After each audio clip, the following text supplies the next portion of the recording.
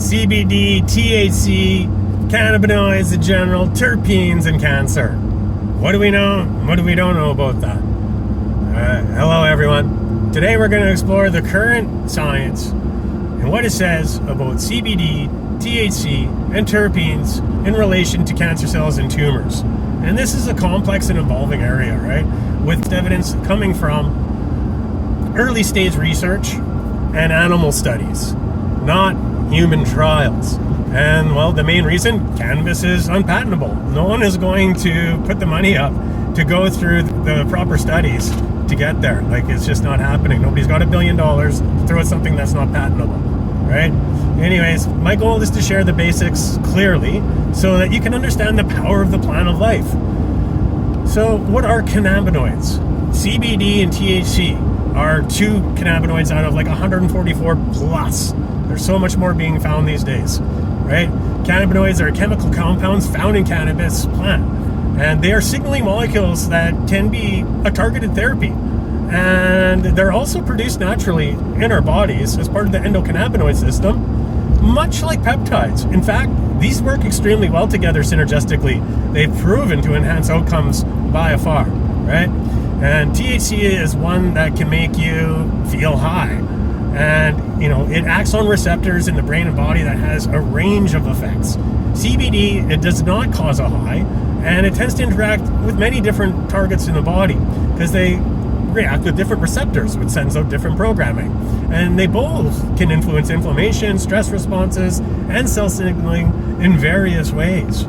So how do CBD and THC interact with cancer cells?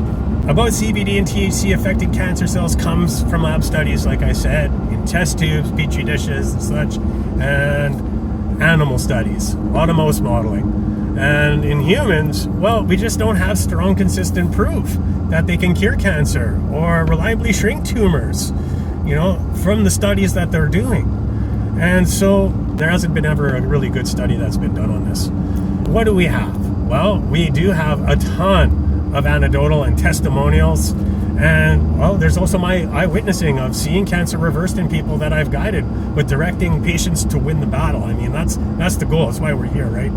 And well, researchers look at several possible ways cannabinoids could affect cancer cells, always with a caveat that results may vary according to cancer type, according to the person, according to the dose, according to lifestyle, and how the compounds are even given, which has come clear to me over the last 13 years that I've worked with this medicine, right? And I've learned which terpenes are all the best all around and what they are for their specific targeting, how that's going to enhance outcomes. All right, so let's talk about what we know on paper. With cell death, some studies show cannabinoids can trigger programmed cell death in cancer cells, and they're slowing growth. They may slow or pause the division of cancer cells, and blood vessel growth is another big one. Some cannabinoids might limit tumor and blood vessel formulation, angiogenesis, which will slow tumor growth down and cell replication. And then this gives a chance for the immune system to be able to get an upper hand, right? Get killer T cells going, ramping up. And what about the spread of cancer? Well, there's evidence that it's going to influence the ability of cancer cells to invade or spread. Right? Metastasize is the word that we know really well about it, right? And in the immune environment, cannabinoids can affect the tumor's surrounding environment in general, right? Including the immune cells in ways that are going to be super beneficial. Now, an important point here, much of this depends on the type of cancer, the specific cannabinoid that you're going to be using, the profile for the terpenes, right, the dose, and whether the compounds are used with other therapies, as I said, right? And an example here is going to be like hormonal cancers. You're going to want to use CBD alongside with THC, as the CBD, it's going to be interacting with specific receptors that the THC does not, right? And this is going to influence hormonal cancers in what we've seen in a way that gives hopes to reverse the cancer or shrink the tumors. Right? We're talking breast cancer, prostate cancer here especially. Now, THC, it's acting mainly only on CB1 and CB2 receptors, and this is in your endocannabinoid system. And this has been shown in models to promote cancer cell death or reduce growth and what we know as apoptosis. Because it can be like psychoactive with their effects, this is why I have the options also to use suppositories, as this takes away the psychoactive effects of THC in most cases. There is extremely rare cases that this doesn't happen, right? And people do get high. Extremely rare. And for CBD, it doesn't strongly activate CB1 and CB2 receptors, instead CB3, and it's targeting many different targets in the body. In various cancer models, CBD has shown anti-growth and pro-death effects in some contexts, but not to the extent that THC can offer. Okay, so what about these terpenes, right? Monoterpenes, there's 5 of them that are the main ones. And then there's an array of terpenes that come from there. But these are the ones, the monoterpenes, that are most important. And these terpenes are aromatic compounds found in the cannabis and many other plants for that matter. But the monoterpenes are single ingredient terpenes like mycene, limonene, beta-carotene, alpha-pinene, and terpenoline, right? And why do they matter? What's the big deal about terpenes? Man, they are the interactions that we have with our receptors. Terpenes can affect inflammation, oxidative stress, signaling pathways in cells. Terpenes interact with receptors like the TRP channels or the PPARs, which can interact with cannabinoid signaling. This is huge because these are the pathways that cancer likes to hijack, and this puts the block up in defense mode, right? You want to take care of that. Get security up. And we have the entourage effect with this all. Terpenes and cannabinoids produce different effects with cannabinoids alone. And this is supported in some studies, but it's not been yet proven in humans. Yet we see it over and over and over again in people's journeys. We got the sample sizes to know, right? And specific terpenes have shown anti-cancer activity in cell studies, including prompting cancer cell death, blocking growth, or reducing blood vessel formation in tumors. You'll have to excuse me, I'm like also driving here. And clinical evidence here, it's limited, but yet we have the first published study ever in 1975 of THC killing cancer cells, right? And there are very few large, high-quality human trials showing CBD or THC as an effective cancer treatment, and that's for the reason I explained at the start of our talk. They're not able to patent the cannabis plant, right? And that's huge. They're not going to make the money. Right? So it's best to cross-reference, though, what's what. But I warn you to be careful of the information you find, because I have oncologists cutting patients off oil, telling them that they should be not used together, yet there is not one single study about any of this. And it is purely a rumor that has been established as a fact amongst their practice. And it's very irritating and frustrating, because they take them off the oil, then I watch people just nosedive and decline. Right? So meanwhile, we have years of seeing it complement and enhance chemo treatments, radiation treatments, and immunotherapy. And it's worth mentioning it helps with the side effects of all the poisons that are coming in from the treatments as well. Right? So in fact, there's much more studies on this than anything else when it comes to cannabis and cancer.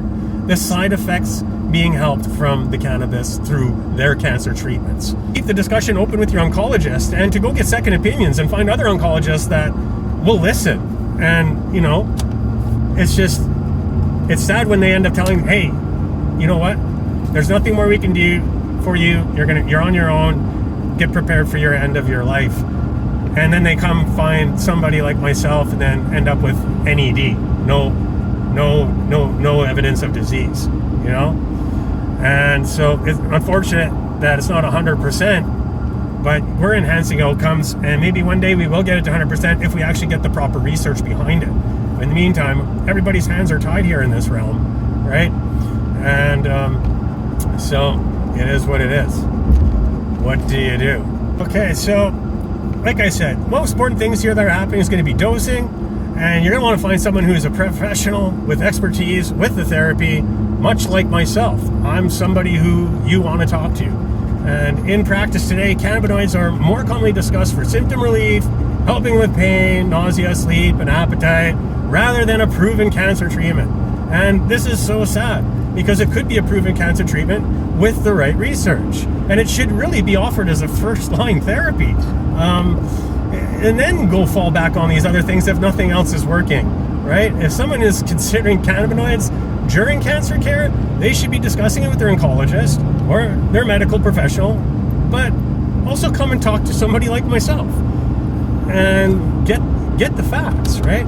Because like you're gonna go talk to your oncologist, and after they try to talk you out of it, come and see me, and I'll give you resources to show them for them to reconsider their uneducated opinion on cannabis as a therapy. Encourage curiosity and critical thinking. Science evolves. New trials may provide clear answers in the years ahead for them, right? But we have waited to see something from them since they buried the info from 1975 on THC killing cancer cells, right? Nonetheless, like any use, it should be under proper guidance from a well-experienced cannabinoid therapist. And that's why I'm here. And that's why I'm here to talk about this. I am someone you can come to for help. It's still great to be under medical supervision, and you know, they got beautiful equipment that we can use to go and scan, see where we're at, do in labs, see how we are progressing, right? Overall health. And if you're someone who wants to learn more, I invite you to come and contact me. You can reach me through direct message, and I can get the ball rolling here. And I have more than just oil in my protocols: antiparasitics, nicotine, fasting, ketogenic therapy, movement therapy, breath work, cold water therapy, PEMF, meditation, affirmations, you know, and a major here, peptides. You know, with peptides, I am working alongside experts in the peptide space, and we can bring you in to offer you a consult. We need your labs, we need your medical history, and then we can build you a custom protocol accordingly to doing so.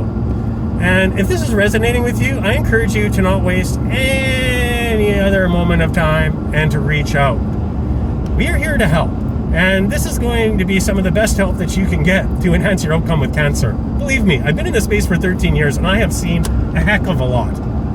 And, you know, I would like to urge to please like this video, and if you liked what I've shared and what you've heard, then come subscribe to my YouTube channel.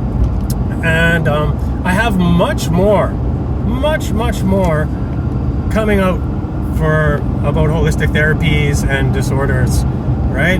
My channel is relatively new, and I only just got it going when I started my journey for my spine, for disc regeneration, and so there you go. Be sure to share this information with someone who can use this information. They need the help. We're here to help. I've been in this space for 13 years, so let's go. Let's get to work. All right. I'm almost getting to my destination, but I believe I've, let you know what I could. So ciao for now, and we'll see you guys on the next one.